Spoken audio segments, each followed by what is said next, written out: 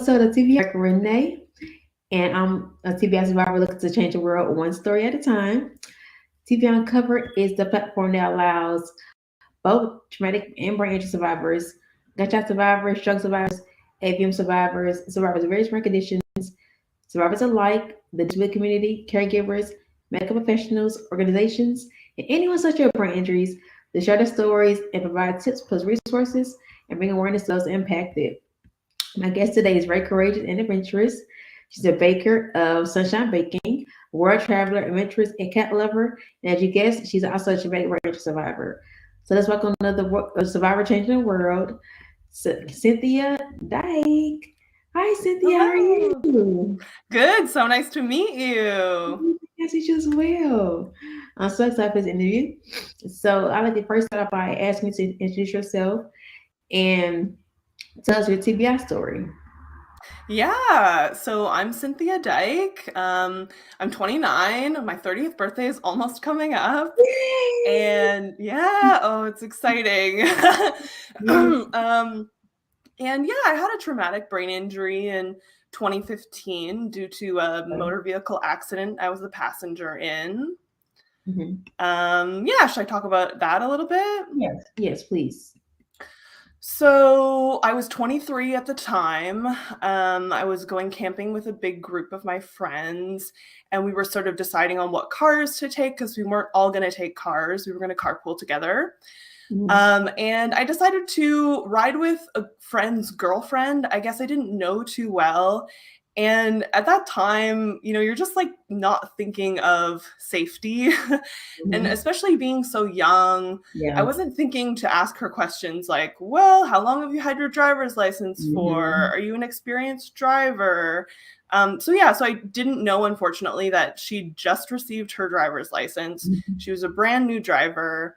And the accident was sort of silly in my mind. Like, I've had a lot of anger about it that I've had to work through, Mhm. definitely. Yeah, it just boils down to she wasn't an experienced driver. So we were on a country road because we were going camping, and she sort of went on the dirt curb, Okay. and I think that freaked her out. She wasn't expecting Mhm. that. And so she overcorrected and sort of Mhm. was like on the side of oncoming traffic Oh, and wow. saw cars coming and then freaked out again, overcorrected again. Mhm. And because it was a country road, that it had quite deep ditches. Oh, And so yeah. we flipped in the ditch and hit a telephone pole on the sort of backseat side I was on. Mhm. So although she was driving and my husband actually was in the passenger's front seat, the real impact happened to the back seat, and I was the only one in the back seat. So I sustained a lot of injuries, and I Wow. guess luckily they didn't sustain injuries. Yeah. It's just it's so it's funny. It was not funny, but it's so they said they didn't say any injuries, but you were in the back. So when the car hit the telephone post, Mhm.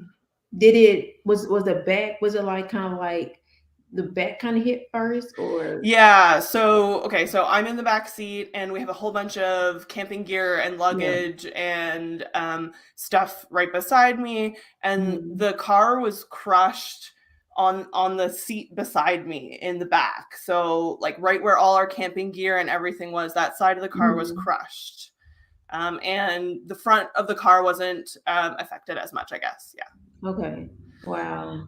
It's So yeah, I had lots of injuries from this. Like I fractured my skull in two places. I mhm. obviously had the TBI. My jaw Mhm. broke. I needed surgery on my jaw right away, and my wrist broke as well. Did you have to learn how to talk again, or was it that wasn't affected? Yeah, I think because I was in a coma. I was in an induced coma for Mhm. about a week, Okay. due to having the TBI and brain Yeah. bleeding and all kinds of things like that. And I guess what I've learned is that mostly anyone waking up from a coma, yeah, sort of has to learn to talk and walk again.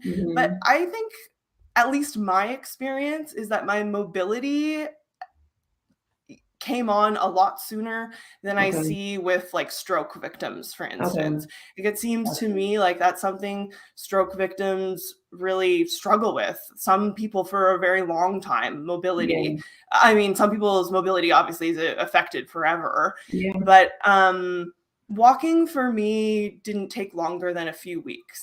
And I Okay. know it takes longer for some people. I know it takes Mm-hmm. shorter for some people, Because but I've been on my journey for quite some time, over 10 years. So, yeah. and when I say my injury, I had a stroke and I've also had a brain injury from a gunshot wound. So it's like I Oh had my all these gosh. different, yeah. So it wasn't just one thing with me, it was like a several things. And so it's taken me quite a while to bounce back, but it's coming together slowly but surely. But it's definitely bouncing back. So I know what you mean when you said like it takes some people a longer time than some people.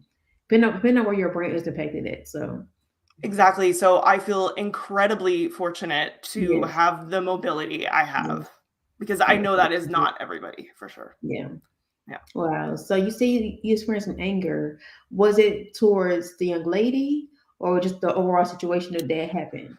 Yeah, I think I've heard other brain injury survivors can relate to having anger Mm-hmm. about their injury or how their life has been impacted. So I think it's on two different levels. I think on one level, it's it's just kind of why me, right? Like, I feel Mm-hmm. like that's something a lot of us ask ourselves at different points. Like, I'm angry that it had to happen to me, Mm-hmm. that my life has been so impacted. But yeah, on another level, I have felt a lot of anger towards the driver.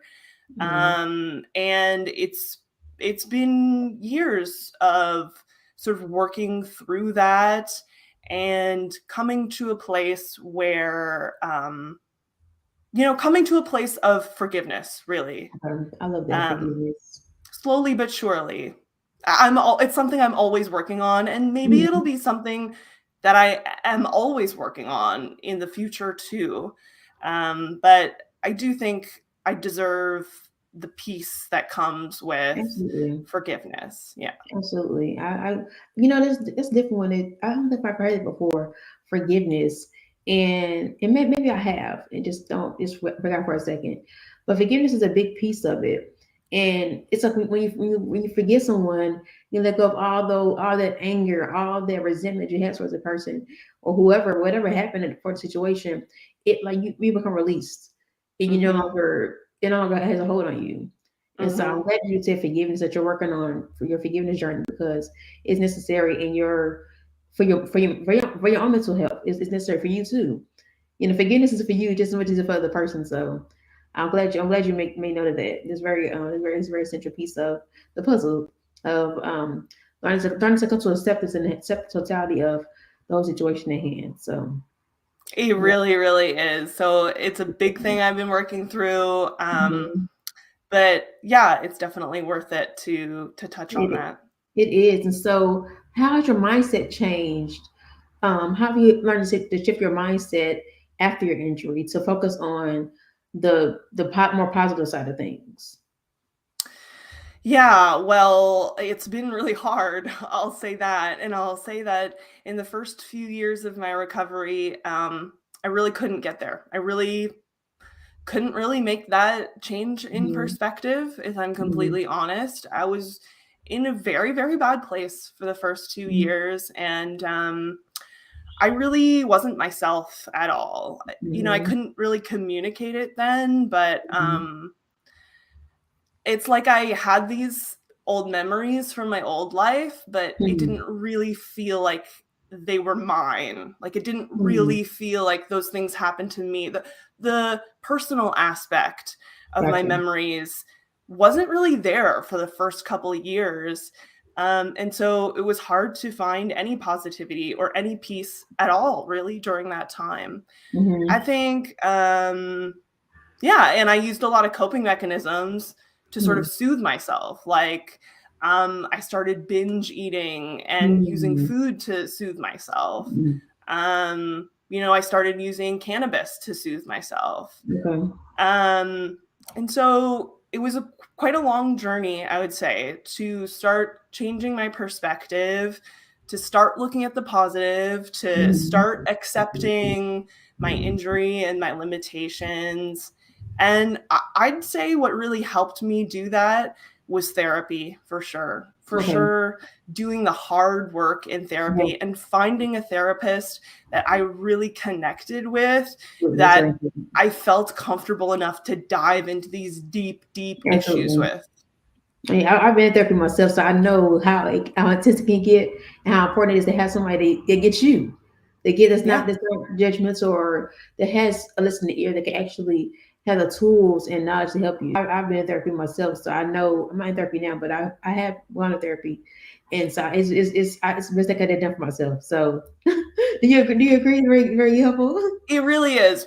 If there's any survivors out there that are considering it and haven't done it before, or that have tried it and didn't have a good experience, I would say don't write it off. Try another. I tried 2 therapists before I found the one I really connected with. I've talked to other people and they've tried many more, like a handful, before they found someone that was right for them. Right? I think it's like they need to have the right kind of credentials to help you, I'd say. Absolutely.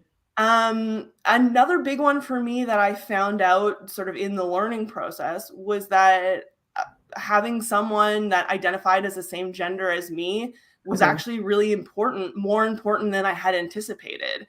So yeah, I tried seeing a male therapist for a little while, and he had great credentials, and he'd been working with brain injured patients for like 20 years or something. Like he was extremely qualified, you know. And I don't know, it